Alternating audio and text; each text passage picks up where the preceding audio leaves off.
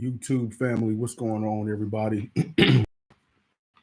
Hope everybody's been a little bit productive. Just want to hop on here before I get on the phones.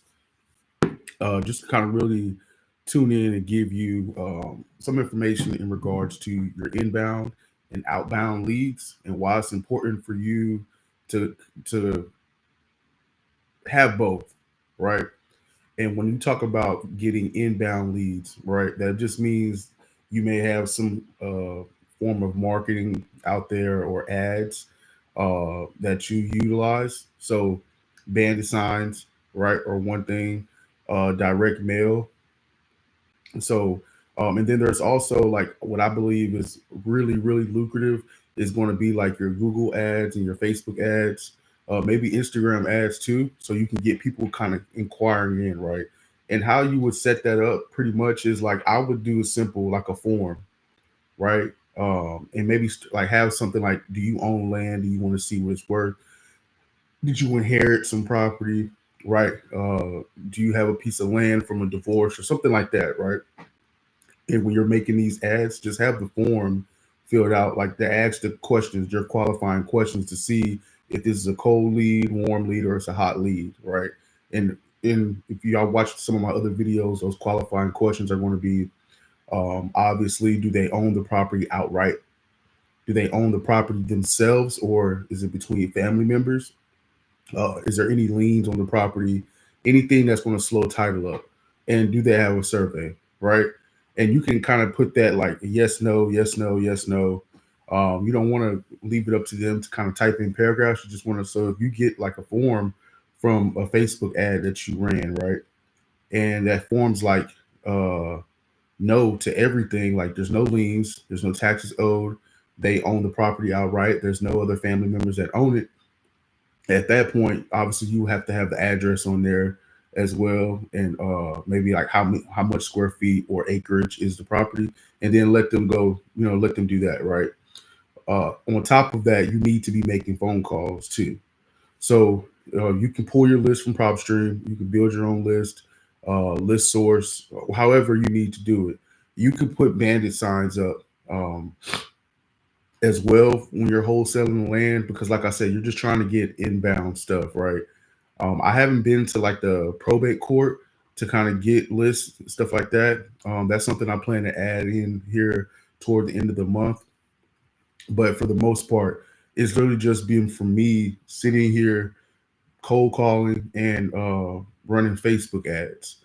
That's pretty much the majority. Like that's pretty much the only marketing, the only thing that I do is I'll go, I'll talk to some title companies that I've closed with and ask, if they have any builders or stuff like that that they work with a lot that, that you think I should meet. I'm trying to help as many builders as I possibly can. And they're usually really cool about that, right? Because in this business, it's really is an ecosystem, guys. You're if you're working with an escrow officer, obviously you want to close with that escrow officer, right? If they give you some business, you want to give them some business as well. If you're working with a realtor and they introduce you to, maybe they're representing builders uh, who are doing new construction, right? They're, of course, when they introduce you, make that introduction, because you're going to call them and ask, and you can find these realtors from Redfin and Zillow. Just type in new construction listings that either sold or is for sale right now, and then just call those realtors up and ask, tell them, hey, look, uh, I sell land in this area. I'm looking to kind of connect with some more builders. Do you mind making an introduction? And the reason why it's going to benefit them is like if you find some land for them, right? They'll probably facilitate everything. When the builder buys the lot from you, they may be able to pay a commission to the realtor. When they go ahead and build and they're ready to list, probably going to go with that realtor, right? So that's kind of how you have to think about it. Like this is one of those type of industries. Real estate in general is so relationship based, and for you, if you want to weed through the bullshit, you need to get with top producers, right? Or people who are like, I'm in it. You see that the effort is there. You want to get with the faster you get with producers, the you're gonna take off. I'm telling you this. That's how it works. Once you got to get with producers. That's all you need to worry about is okay. Who are the builders?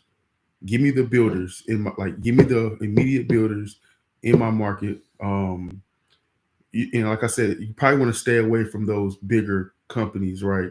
Your KBs, your Century Homes, your DR Hortons, your Lennars. Like I would stay away from those, me personally, and just go after mom and pop builders. There are builders like I would say a sweet spot is for you to be essentially dealing with somebody who's doing maybe between 10 and 25 homes a year, right? Because the larger builders, they're not doing one-off projects. Like they're buying lots, scatter lots, and they're trying to do subdivision projects, right? Like they're developing 20 plus acres of land at a time pretty much. So that's just something that I would think about if I was you getting into this business is you gotta the thing is you don't want to take a shotgun approach. That's kind of my point. You don't want to take a shotgun approach when you're doing this.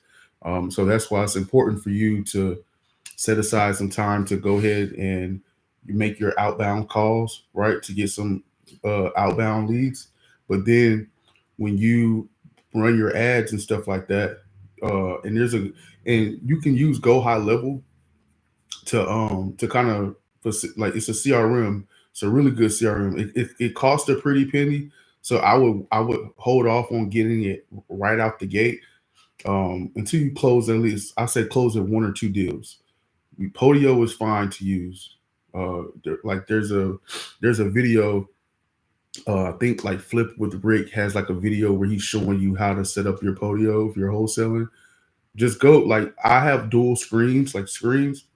Go watch the video, put the video on, and then next to while they're showing you how to do it, you should be doing it while they're doing it.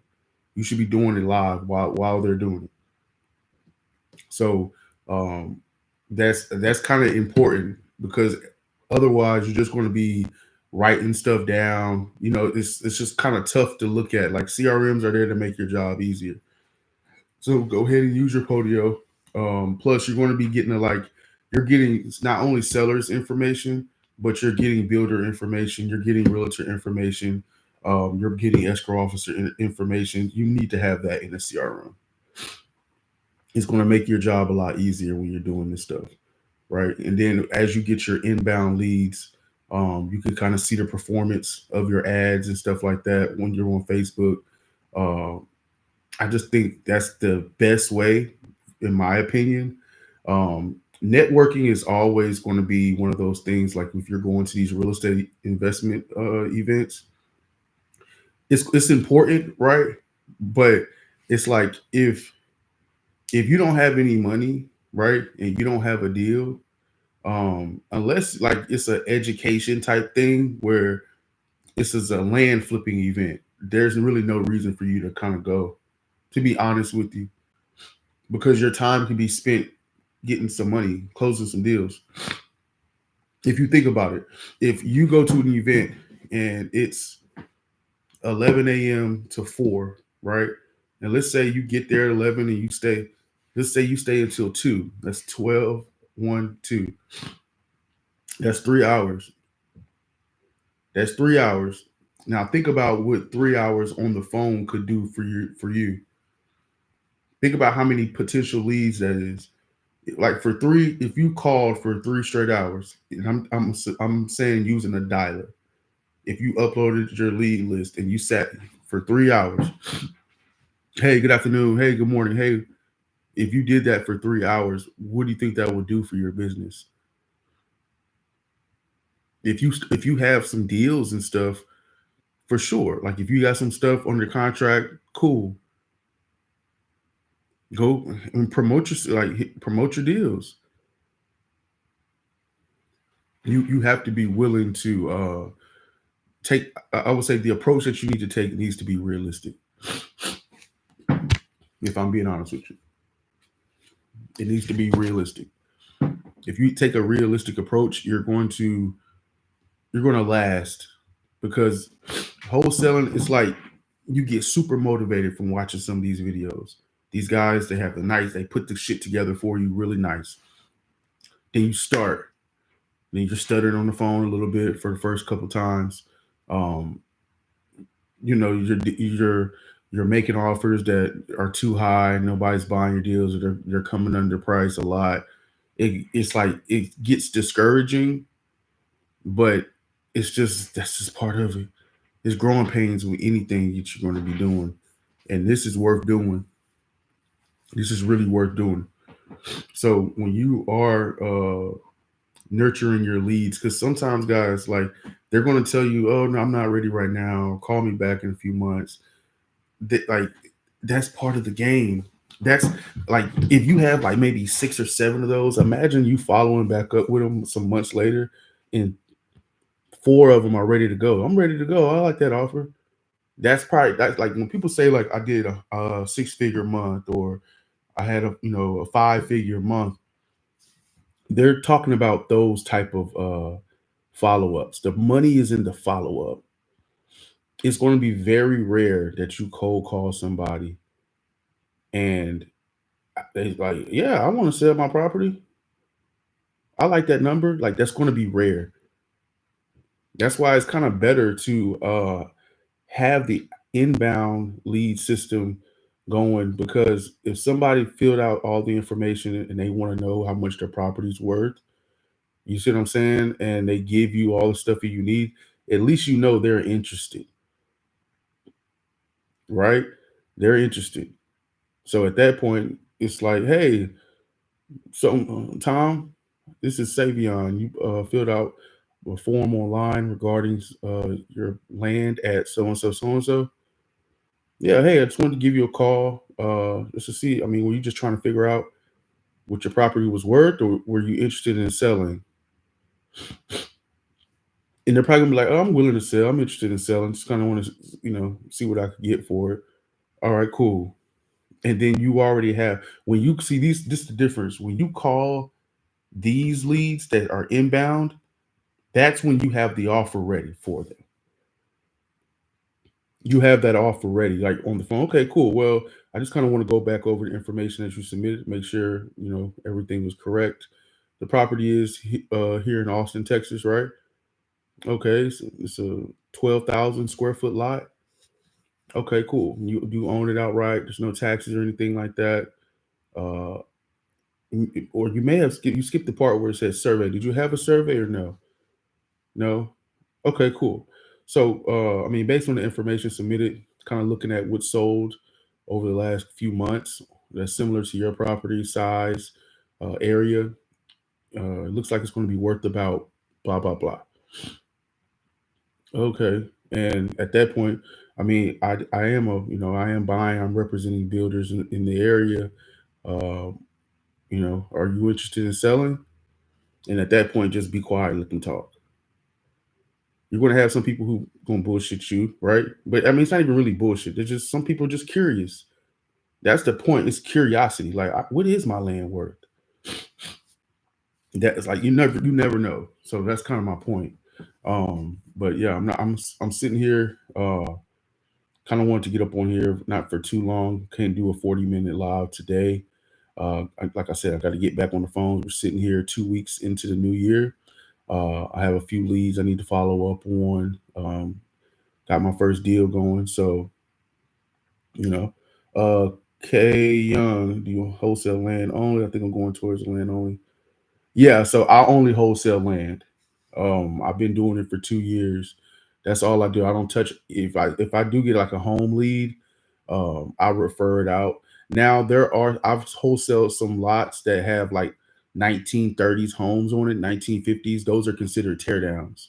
So like when you offer on those type of properties, you're going to be offering land value, because like when you buy the land, you have the intention of tearing the structure down. So yeah, I only wholesale land. I think it's the process to get it done is a lot quicker. And there's really not a lot of competition. A lot, like, people, because I when you deal with builders and stuff like that, like, it's a getting a home built versus getting a home, like, renovated is completely different, and you need to have a little bit more expertise doing it.